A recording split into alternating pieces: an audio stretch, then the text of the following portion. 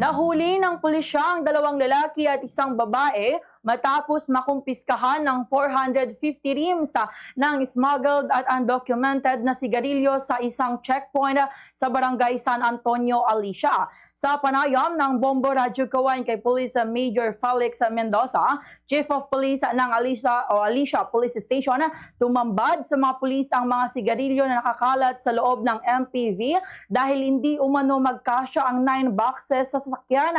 Itinago ang mga sospek sa alias na Leo, Lin at Tupe na pawang residente ng Barangay Pulong, San Miguel, Talavera, Nueva Ecija. Batay sa investigasyon, galing ang mga sigarilyo sa Talavera, Nueva Ecija at i-deliver sana sa Isabela. Tinatayang nagkakahalaga ang nasamsam na kargamento ng 324,000 pesos.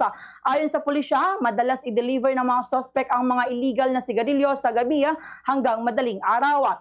Samantala, nanawagan naman ang hepe sa mga barangay officials na mas paigtingin pa ang kanilang pagbabantay ng sa ganoy walang maipupuslit na mga illegal na kargamento sa kanilang mga nasasakupan.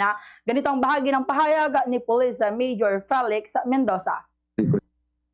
Sir, kasi actually kung mapamano last 2 weeks talagang meron kami accomplishment na ganito. Then ngayon na naman, ilang araw pa lang po meron. Ibig sabihin, talamak po yung legal na sigarilyo dito sa atin na kung saan, actually hindi naman nanggagaling dito. No, nanggagaling yan sa ibang lugar at dinideliver nila dito sa ating dito po sa norte po.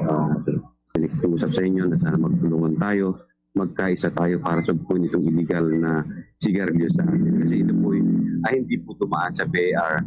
Ako po yung nakikiusap sa ng barangay officials sa ating nasasakupan na bantayan po natin ang ating barangay. Ang sa ganon, hindi po makapasok itong mga illegal na contraband sa ating lugar. Sa Radyo Bombo!